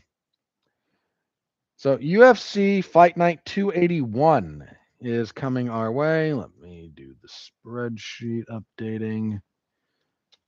Alrighty, close all that out.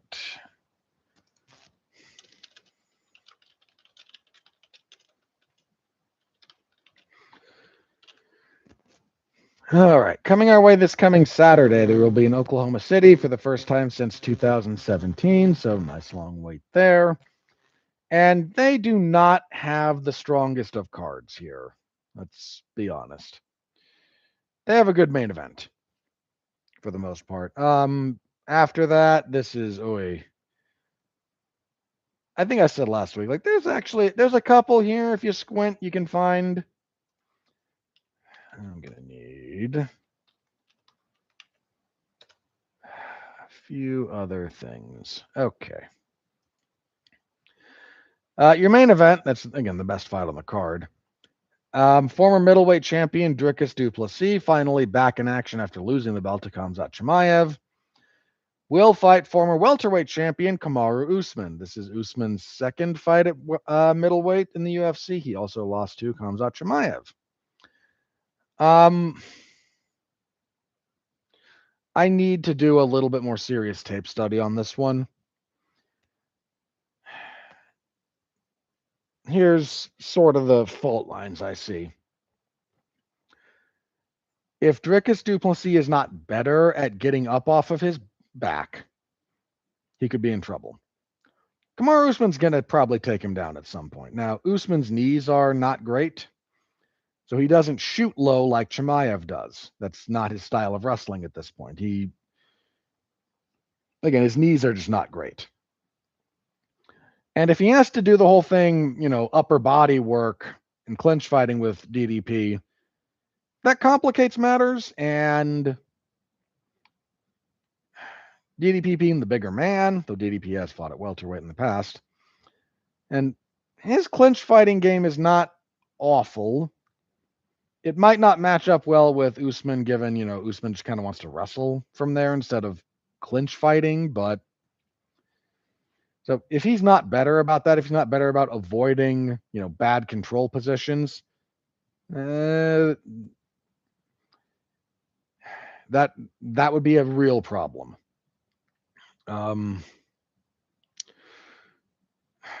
The striking, DDP's the better striker overall. Usman might have more like pure one punch power, but his striking offense is largely, I don't want to say super limited. That would be a bit disingenuous, but even at his best, it was not the most varied.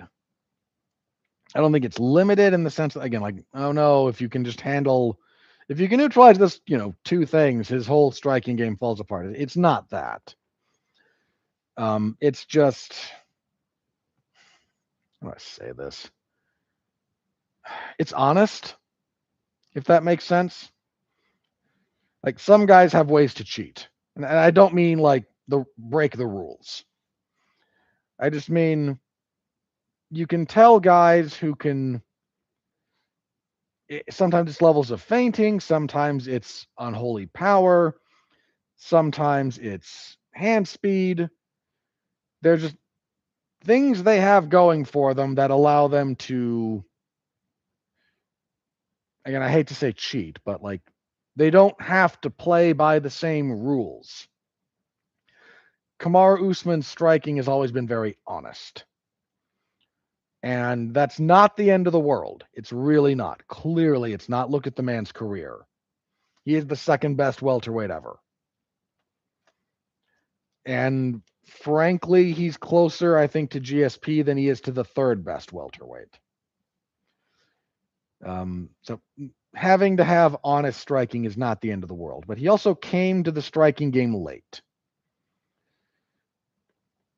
And you don't develop, and a lot of the times you like develop ways to break the rules and to be unfair once you've done it for a while. And I just don't think he has. And he hasn't demonstrated it to this point. That said, a couple of things. If this were a 3-round fight, I might actually favor Usman. 5 rounds with DDP is kind of a big ask. He's the slightly bigger man, all things considered. He's the younger man. He's the less injured party as a general rule. There's a pretty specific avenue of attack that Usman can represent that he really struggled to deal with against Chimaev. That said, Usman doesn't wrestle like Chimaev, and I don't just mean that's not just the takedown game. Chimaev is okay doing a little bit of riding and scrambling. Usman's top game is entirely predicated on control. It was one of the weird points of contrast with Colby Covington and him. Covington likes the chaos. Usman likes to drown you. He likes to lock you down, especially on the mat. Like, that's his game. And I think if all you do is try to lock down DDP, it was sort of the combination of I can super control you and I can out scramble you that led to Chimaev doing a lot of what he did. I'm not sure how it plays if Usman is not super nimble on the mat. I'm not saying he's not, but that's not really a skill that he likes to show off if he does have it. Put it like that. Again, there's a few things I need to look at in more detail. I haven't done like serious tape study on either of these guys in a minute. So right now I'm going to lean DDP, but that gets a big ol' asterisk. That said, it's not a bad fight overall and should be a fine main event. Co-main event, Jared Cannonier and Christian Leroy Duncan. We can see the drop already. This is also not a bad fight, but as a co-main event, it feels a little lacking. Cannonier, let's start with him. On a tough run recently. 1-3 in his last 4. Now, the losses are to Nasruddin Imavov, should be fighting for the belt, Kyle Bahalio, top contender, and most recently, Michael Page. Just bad matchup for him.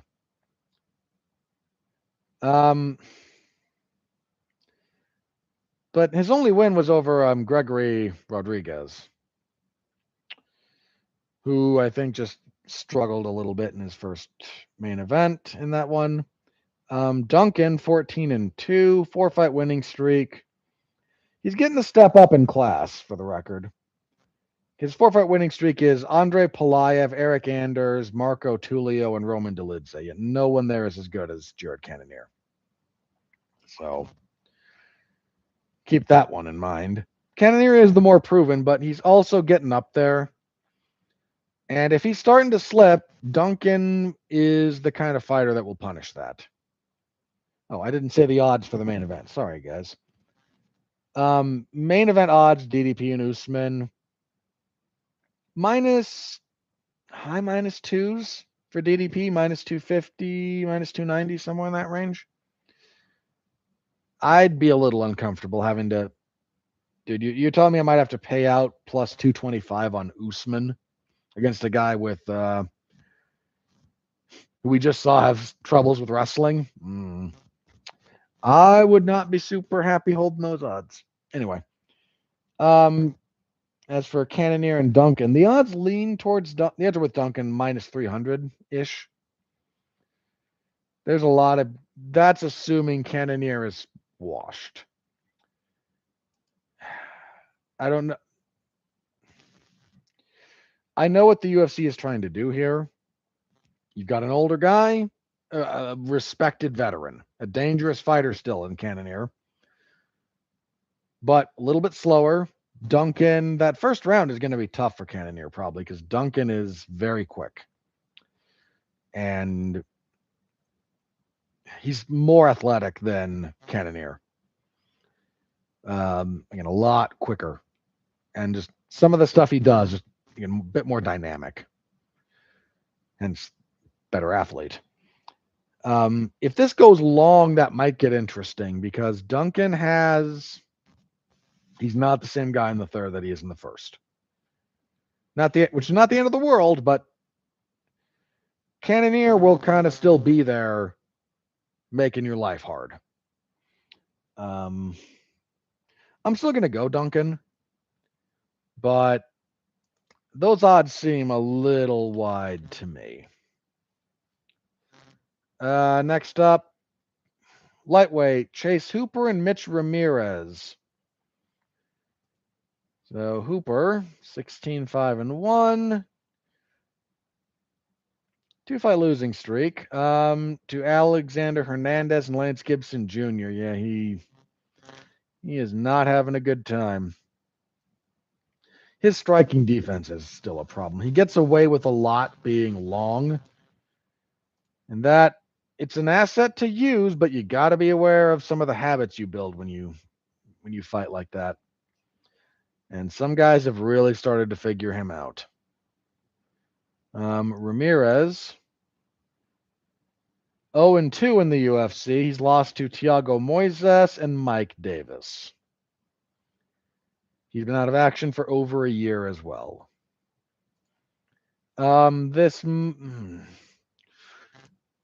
This might be a big design test for Hooper.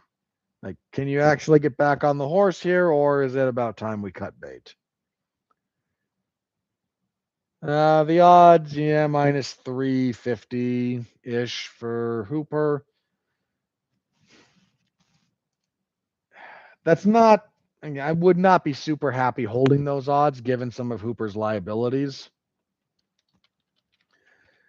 But I haven't seen Mitch Ramirez actually win in the UFC yet, so, that's kind of just where we are on that. Okay, next up, Tabitha Ricci and Fatima Klein. Okay. Ricci, they've kind of been trying to push. I'm surprised about this fight, actually. Now, she's coming off the loss to Jandiroba, that's right. This is going to be a big test for Klein. Ricci likes to grapple, and if she gets a hold of you, that can be a problem. She's a very good jiu-jitsu player. But she had some problems with Jandiroba, who just kind of out-grappled her in large stretches of that. Klein has never lost in this weight class. Her only loss was her short-notice UFC debut up at flyweight against Jasmine Jasdavicius. She's on a 3-fight winning streak. Victoria Dudakova, Melissa Martinez, and Angela Hill. She was originally supposed to fight Amanda Hebos here. Ooh, I would have liked your chances there a little better.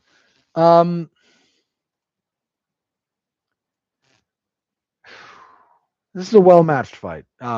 Ricci on short notice does affect things a little bit.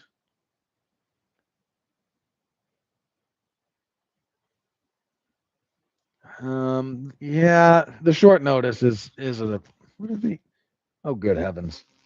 Some places are minus 400 Klein. I still think highly of Klein's upside, but that is asking for trouble. I'm gonna go with Klein. I don't know how good I feel about that one. Ricci's striking is not very good. But if she can force this to the mat, like Klein will be out of her depth in a jiu-jitsu match with Tabitha Ricci. After that, we have Tommy McMillan and Alberto Montez. Oh yeah, McMillan. I see you. I'm picturing. Now I remember you. He's 10-0. He's their attempt to recapture Sean O'Malley's spark from 6 years ago, longer. McMillan's undefeated. Didn't look super great in his UFC debut. I mean, he got the first round stoppage, but I don't know. I was not super impressed. Montez is 11-1. Got a win in his UFC debut over Ricky Tercios.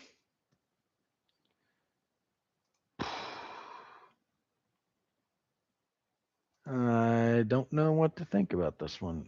Come on, there you go. What do we have on the odds? Almost a pick'em, slightly for McMill. Yeah, this is a pick'em across the board at the moment. Sorry, I was looking at the wrong two. Maybe a slight lean for McMillan some places. I'm gonna go with Montez. Again, I was not super high on what I saw out of McMillan in his debut. Let's see. Next is what? Bashi and Delgado. Yes, sir. Jose Delgado and Austin Bashi. Delgado, 11-2. 3-1 in the UFC. His only loss was to Nathaniel Wood. He did miss weight for that, though. Coming off a win over Andre Feely. That was solid. Split decision, but I think I agreed with it. He knocked out Hader Emil. He stopped Connor Matthews. Okay, so he's still kind of fighting out his contender series deal. Bashi is 14-1. Let's have a look. 1-1 in the UFC. Yeah, he lost to Christian Rodriguez. He beat John Giannis, which I don't think that's not nothing, but I don't think Giannis is with the UFC anymore. So Delgado, I would say, is a bit more tested. Which may be the only thing I'm gonna use to make this pick. This is another like pick 'em, slight lean towards Delgado. I'm gonna respect that. I just don't know enough about Bashi. I mean, his UFC fights have just not been super memorable. Next we have Seokhyun Ko and Jean-Paul Lebosnoyani. This is actually a pretty good fight. Lebosnoyani, let's see, 10-2, had a good UFC debut. Beat Phil Rowe, split decision. I agreed with him getting that. So a pretty decent winning streak overall. Ko, well, 1-2 in the UFC, 2-0. What am I confusing him with? I can't remember. Another Korean gentleman who looks similar. No, not all South Koreans look the same, but there's someone who does look kind of similar to him. So Ko has his UFC wins are over Oban Elliott and Phil Rowe.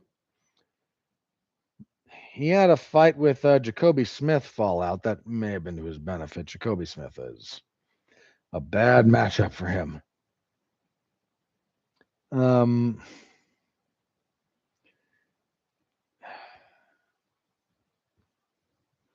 actually going to lean towards Ko here. I don't think badly of Lebosnoyani, but I kind of just like Ko. I like the way he's got good counter wrestling and he's got pretty good power for the weight class. Decently fast hands, some odd angles on his punches. Ko is the favorite. I kind of thought I might be bucking the trend here. Guess not. Let's see. Next up, Felipe Franco and Levi Rodriguez Jr. These are what, debuting light heavyweights? I do not get paid enough for this. Franco, 10-2. Lost on the Contender Series, got to the UFC anyways, and lost to Mario Pinto. In fairness, I remember that fight a little bit. That was up at heavyweight. and he did not get run over by Mario Pinto.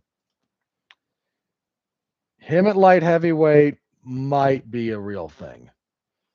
Levi Rodriguez Jr., undefeated, 5-0, with the no contest thrown in there for good measure. That no contest was against Freddie Vidal. Was overturned to a no contest. Let me have a quick look at the original outcome.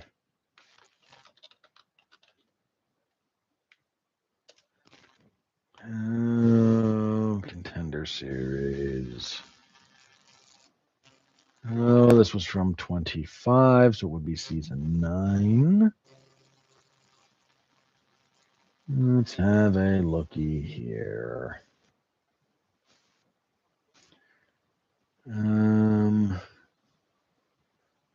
Defeats. Come on. Show me the weirdness. There we are. Originally a TKO, knees and punches win for Rodriguez, 320 of the first round. Overturned after he tested positive for nandrolone. That is all I needed to be happy picking Franco, who, again, I thought did not look terrible up at heavyweight on short notice. Curious check on the odds after I've made my pick. Felipe Franco. And the odds like Rodriguez. All right. Well, I was due picking an underdog, and I told you my reasoning for it, so I'm okay with that. Flyweights. This is actually a pretty decent fight. Alden Correa and Stuart Nickel. Correa had a pretty solid UFC debut, if memory is serving me. 12-3, 1 no contest, 5-fight winning streak, 2 wins in the UFC. He beat Alessandro Costa and Luis Gurule. Yeah, he's done pretty well for himself thus far. Nickel, 8-3, 0-3 in the UFC. Losses to Jesus Aguilar, Luis Hocha, and Alessandro Costa. Yeah, respectfully, Mr. Nickel, I think I have a decent amount of respect for Correa's upside. So that is where we will go there. Odds on that fight. Correa might be the biggest favorite on the card. I'm pretty sure he is right now. Yes, indeedy. So I'm not the only one seeing the writing on the wall there. Heavyweights. Oh, God help us. Alvin Hines and RJ Harris. Hines, 7-1. Lost his UFC debut to Jonata Janice. It was a weird fight, if memory serves. It was over a year ago. He had a fight with Alan Fry Fallout in the interim, or that was supposed to be on this card. RJ Harris, by contrast, undefeated, 5-0. Doing this on short notice.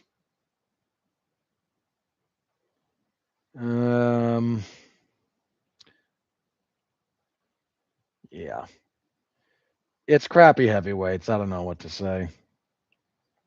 Hines, I guess, because he was always on this card. But I don't know how you could feel good about that. And kicking everything off, Diani Barbosa and Ana Melisano.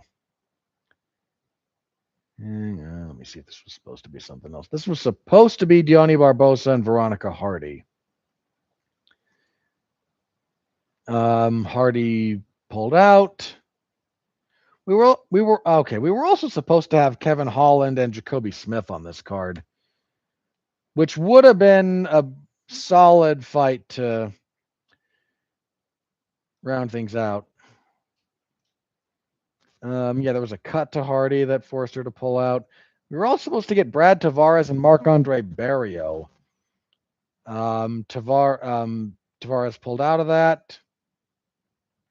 See if they find a replacement for Barrio. Depending on who it is, I'll probably pick Barrio in the dark, but I'm not going to make that official here. I need to see what they get for him. So anyway, Barboza and Melisano. Let's see. Barboza is 9-4, 3-2 in the UFC. Her losses in the UFC are to Miranda Maverick and Karine Silva. Coming off a win over Melissa Gatto. Veronica Hardy, I think, would have been a tough fight for her. Melisano on short notice. She's 6-1, 6-fight winning streak. A lot of that in Fury. Most recently in Fury, which is, I don't think Fury's a bad organization. But on short notice, I'm going to go with Barbosa. Okay. And that is the card. 3, 4, 5, 6, 7, 8, 9, 10. Only 11 fights, thank heavens. I'm sure they'll still find it. For crying out loud. I'm sure they'll still find an excuse to drag that thing out forever and a day, but that is. Sorry, I gotta fix something. I will be covering it in the MMA zone of 411mania.com. So stop by, say hello. I always appreciate all of that. Y'all know how that goes. You go away. Oh, for the love of Pete. That did not recover from where it should have recovered. I should probably just update this. All right, sorry, I gotta re-enter my picks here. Last pick I officially entered was Montez. So next is Delgado, Franco, Correa, Hines, and Barbosa. Okay. Sorry about that. Saturday, MMA Zone to 411mania.com. Stop by. Say hello. I always appreciate y'all. You know that drill. Okay. All right. Close a bunch of that down. Okay. Let's do. I'm going for a while. We will do one piece of news and then we will move on. So, former UFC middleweight champion Israel Adesanya announced he's leaving City Kickboxing. There's a non-trivial chance they told him it was probably about time to hang it up. And he doesn't want to, so he's moving on. Could also be that he's just looking. He's near the end, guys. Like, this isn't a shocking thing, and he might want to, explore a bit now that he's at this phase where he has a lot less to lose and maybe a little bit more to gain by branching out like that. So, I don't know. I'm kind of ready to see Izzy hang him up the way that's been going recently, but I'm not in charge of that. We will have to see what happens. And on that note, I'm about ready to be done. So I'm going to check the old social medias for any news that may have broken. This is your last chance to interact. Throw a question or a comment up if you want me to interact with it. And if not, we're going to do plugs and get out of here. So give me just a second. We will see what craziness has broken. Oh, please don't. Well, shoot. Sam Neill died. That sucks. I mean, he was 78. We all kind of knew it was coming, but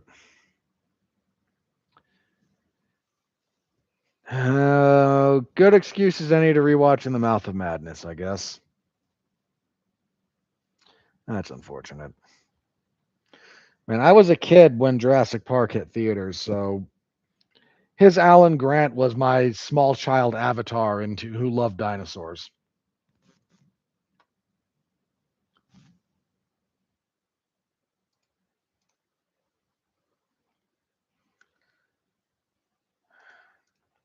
Um,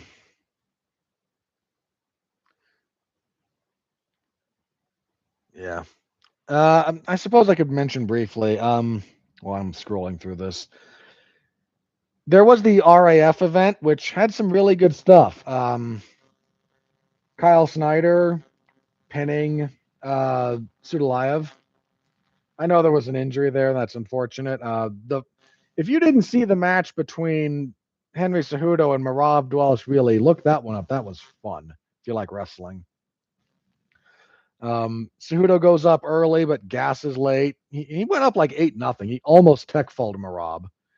And then Merab rallies, scores late in the first period, comes back and wins. I think it was 11-8. He won by officially. He out wrestled an Olympic gold medalist. Cejudo's washed. Yeah. So, but that was a good match. It was a good wrestling match if you like that. So RAF continues to have a pretty good product if you know what's up with them.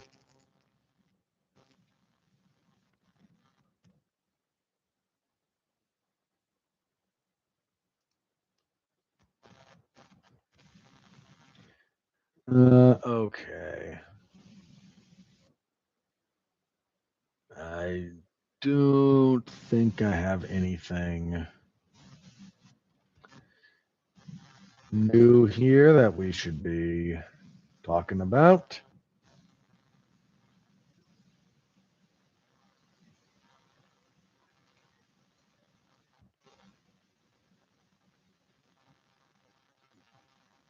Yeah.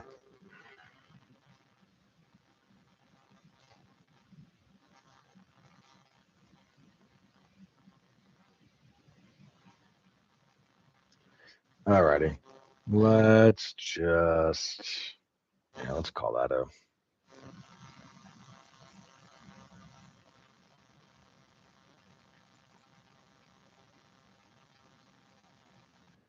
let's call that good. Okay. So on that note,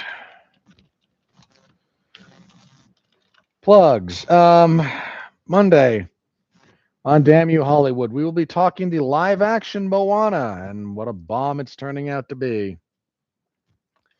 I know it's going to be me and Mark. Is anyone else going to be there?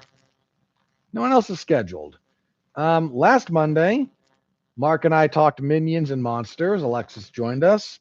If you want to hear Mark and I just be positive about a movie, watch that one. We had a grand old time with that film and talked about why we liked it. So give that a watch. That's over on the W2M Network family of podcasts.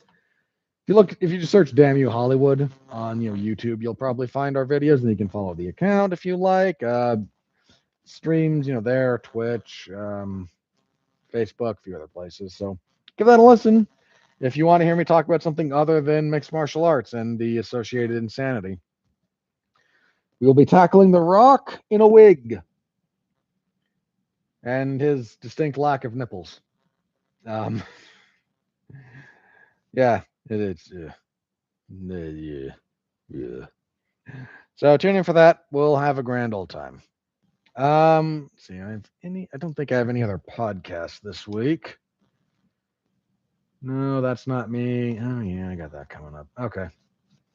Sorry, that's another thing on my calendar. Friday, WWE SmackDown. This last SmackDown was at least a step in the right direction. Thank heavens. So hopefully more of that this coming Friday. Then Saturday, UFC Fight Night 281. Sunday/Monday morning, we will be back here. We will review the Usman and DDP card, and we will preview. Double check that. Yeah, we'll preview the. Good grief. The UFC will be in Abu Dhabi. And what do we have here? Holy crap, that's a lot of fights. 1, 2, 3, 4, 5, 6, 7, 8, 9, 10, 11, 12, 13. Ugh. Main event, Magomed Ankalaev and Khalil Roundtree. That's okay.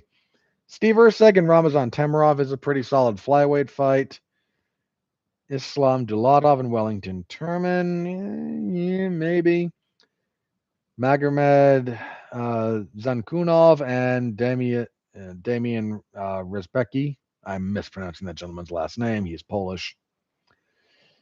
Don't really care. Riv Zankuniev and Tyrell Fortune. Don't care. Walter Walker and Thomas Peterson. Ishmael Bonfim and Axel Sola.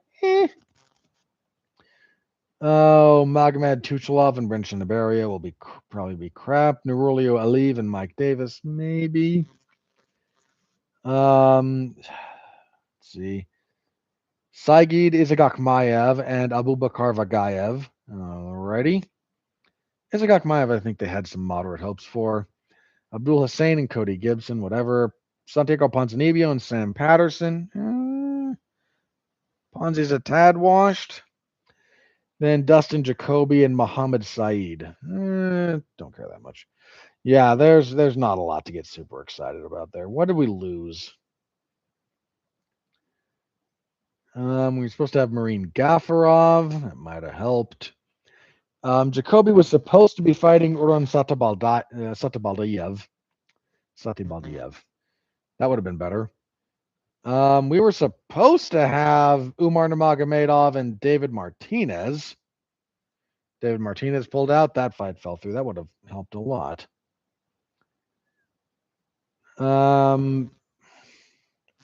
Yeah, this fight's had a lot of it. This card's had a lot of issues. Full preview next week for whatever's left of it, I guess. All right. But yeah, there's not a lot to be excited about there on paper. We'll see if I change my tune when I do a preview next week. Until then, thank you. I appreciate the heck out of all of you listening live, after the fact, whatever. I really do. Thank you. Thank you a lot. We will be back next week, as mentioned. Until then, thank you. Stay safe out there and continue to be well, be safe, and behave. See you next time.